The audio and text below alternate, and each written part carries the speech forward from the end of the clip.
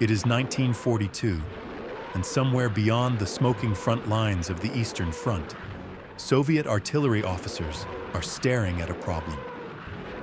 The legendary BM-13 Katyusha has already earned its reputation. German soldiers fear the rising howl of its rockets before the impact. But war does not stand still. Fortified positions grow stronger. Concrete bunkers, reinforced buildings, rail hubs, ammunition depots. They all demand something heavier. The Red Army wants a rocket that does not just frighten, but demolishes. Engineers at the Main Artillery Directorate begin developing a new projectile, the M30. At first glance, it looks almost absurd. Unlike the slender Katyusha rockets, the M30 carries a massive, bulbous warhead shaped like an elongated ellipse. It looks unbalanced, improvised, almost crude. But inside that oversized head sits nearly 29 kilograms of explosive.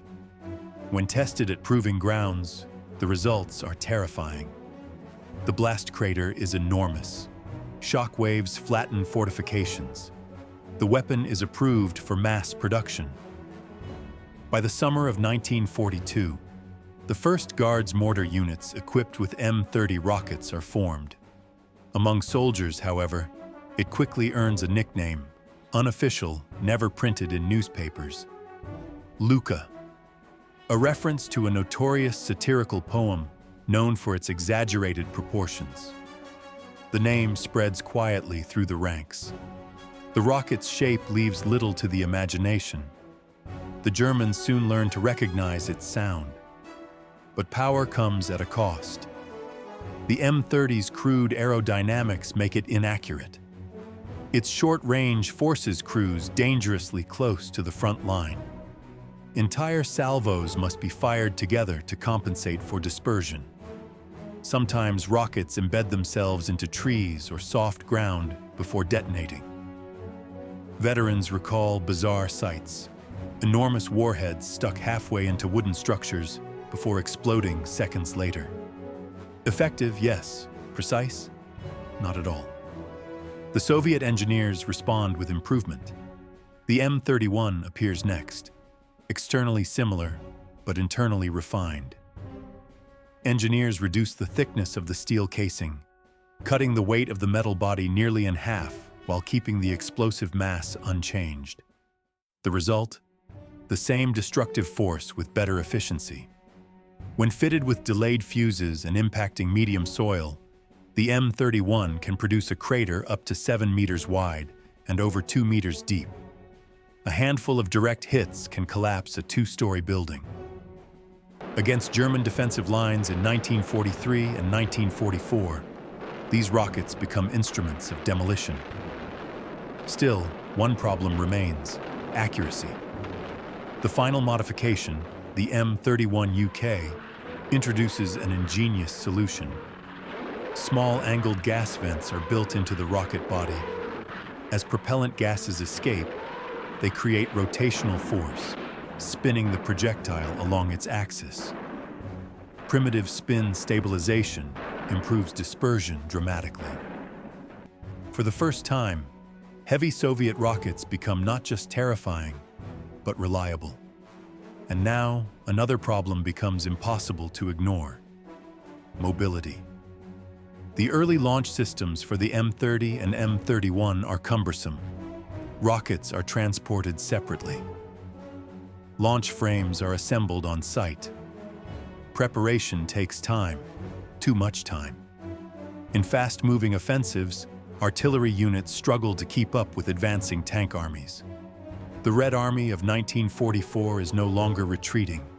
It is advancing, rapidly.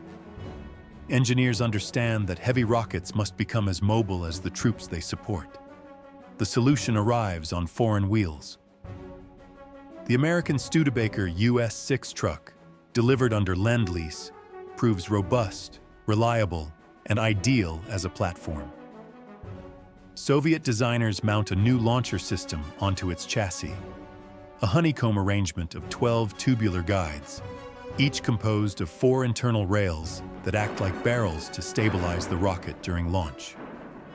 The result is the BM-3112, 12 heavy rockets, mounted on a self-propelled truck, electrically fired, capable of launching its entire salvo in under 10 seconds. The weapon immediately gains new nicknames among the troops. Some call it Andriusha, a playful counterpart to Katyusha, as if the younger, heavier brother has arrived at the battlefield.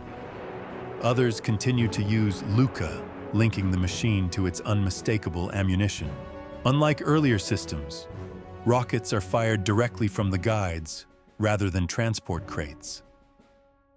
Hydraulic jacks stabilize the vehicle during firing, though tests reveal that even without full deployment, the Studebaker chassis handles recoil surprisingly well. For safety, foldable armored shields protect the cab. The BM-3112 is tall, too tall in fact, to fit railway transport standards without removing its wheels. Logistics officers curse the inconvenience, but once deployed at the front, its effect overshadows every drawback. From mid-1944 through the final months of the war, nearly 1,800 of these machines are produced. When a battery of BM-3112 vehicles fires, the sound is unforgettable. A deeper, heavier roar than Katyusha. German soldiers describe the impact as if entire sections of the earth are being lifted and smashed back down. In East Prussia, in Poland, during the assault on Berlin, these heavy rocket launchers are used to pulverize defensive zones before infantry assaults. 3 or 4 direct impacts can turn reinforced buildings into rubble. Entire city blocks shake. And yet, compared to the mythic fame of Katyusha, Andriusha remains lesser known. Perhaps because it arrived later. Perhaps because it lacked the poetic simplicity of its predecessor. But in raw, destructive power, it was among the most devastating rocket artillery systems fielded by the Red Army in World War II. By the spring of 1945, most of these vehicles survived the war. Losses are surprisingly low, barely over 100 machines destroyed. The rest continue service, repaired and modernized in the post-war years. History often remembers the first, but war is won by adaptation. The BM-3112 was not elegant. It was not subtle.